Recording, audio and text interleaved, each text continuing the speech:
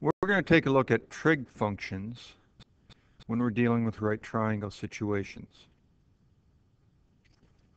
Now, in past classes, you have seen SOHCAHTOA before. SOHCAHTOA is an abbreviation for sine is your opposite side over your hypotenuse, or cosine is your adjacent side over your hypotenuse. Tangent is your opposite side over your adjacent. And SOHCAHTOA works with the acute angles, meaning those that are smaller than 90, of right triangles. When you are taking a look at triangles, if this is your angle here, your acute angle, because SOHCAHTOA does not work with the right angle in a right triangle, only with the small ones. If this is your angle, adjacent means next to your angle. Opposite means on the other side of your triangle. Your hypotenuse, you should remember, is always the longest side opposite your right angle. So the side next to this angle right here is the bottom horizontal one. The side opposite is on the other side of your triangle. However, if you're dealing with this angle up here, your adjacent then becomes the vertical one because it's next to your angle. Your opposite then becomes the horizontal. So with a quick review of the sine, cosine, and tangent to SOHCAHTOA, you also need to be aware of some new trig functions: secant, cosecant, and tangent. Secant is just the reciprocal of cosine. Your cosecant is the reciprocal of sine.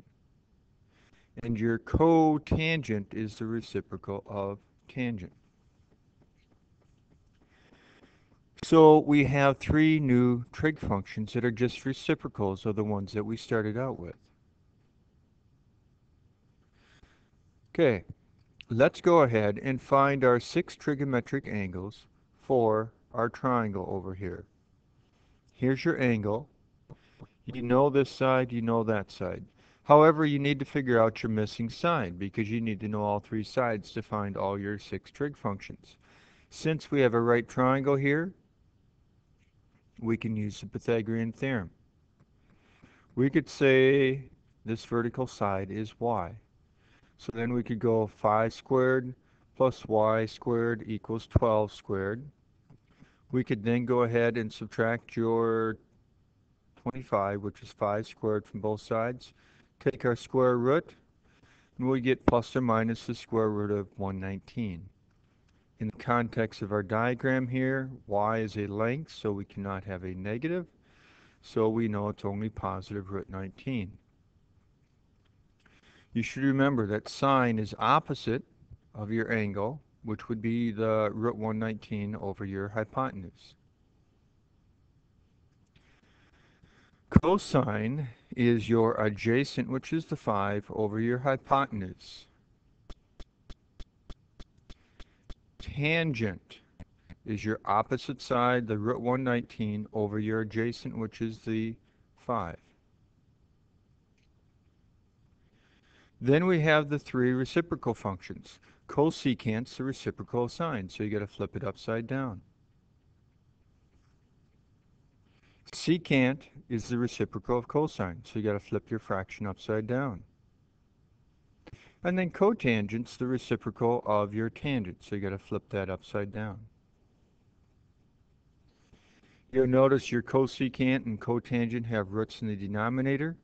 You should probably go ahead and rationalize those to get those out of the denominator by multiplying by a special form of 1. So let's take a look at a right triangle with legs of 1. You could then use your Pythagorean theorem if you have these 2 sides to be able to get your third side. And so then you end up getting 2 is equal to your hypotenuse squared, so you take your square root and you get root 2. You then want to go ahead and find the sine and cosine and tangent and all the other 3 of your 45-degree angle. Sine is opposite over hypotenuse, so 1 over root 2. But then you got to rationalize that. You get root 2 over 2. Cosine, adjacent of 1 over your hypotenuse of root 2. Then you need to go ahead and rationalize that. Tangent of 45 is your opposite of 1 over your adjacent of 1. So you get 1 over 1, or 1. Now, when you're looking at your reciprocal functions here, it's going to be a lot easier to take the reciprocal of this one than it would be the second one. Because when we flip the first one upside down, we're no longer going to have a root in the bottom. And we'll just get a root 2 over 1, or just root 2. Same idea with the secant of 45. Flip the first one upside down. And here, cotangents, reciprocal of tangent, you flip one upside down, you get 1.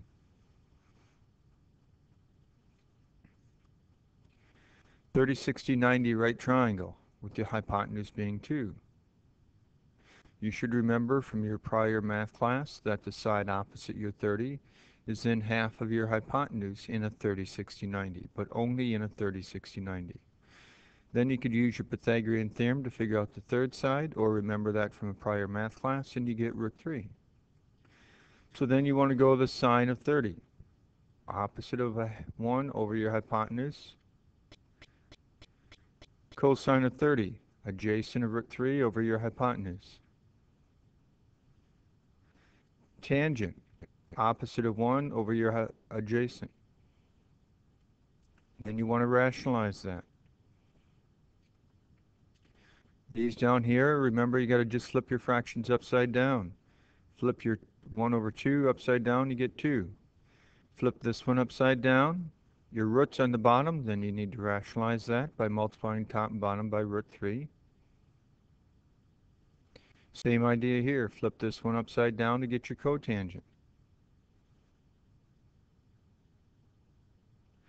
Then we'll take a look at our 60-degree angles. So we'll go to 60, we'll do the sine. Sine of 60 is opposite of root 3 over your hypotenuse. Cosine of 60 is adjacent of 1 over your hypotenuse.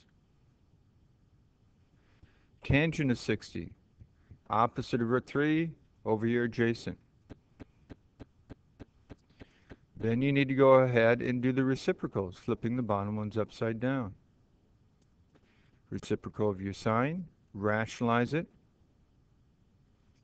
Reciprocal of your cosine, or you don't need to rationalize that. Reciprocal of your tangent.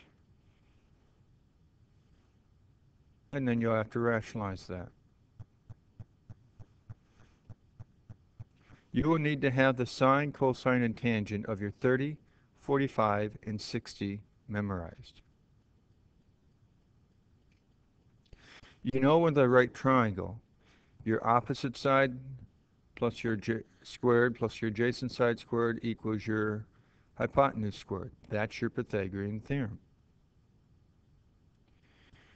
When we work through the idea of sine being opposite over hypotenuse, we get, for your angle here, your opposite over your hypotenuse is your sine. Cosine, your adjacent over your hypotenuse. So we end up with your sine being the opposite, your cosine being adjacent. So all we have to do is replace your adjacent side here with your sine, and replace your opposite with your sine. When we do that, we end up with this. Now, it's typically not written that way. It's typically written like this right here. But these two bottom statements are identical in meaning. This is your first main Pythagorean theorem identity. Your next main Pythagorean theorem identities are taking what you start with, divide everything by cosine. Cosine of cosine is 1. Sine over cosine is tangent. Here you have the reciprocal of cosine, which is secant. Second one, you divide everything by sine squared. Cosine over sine is the reciprocal of tangent, which is cotangent. Then you have 1 over 1. Then you have the reciprocal of cosecant. You'll need to have all three Pythagorean theorem identities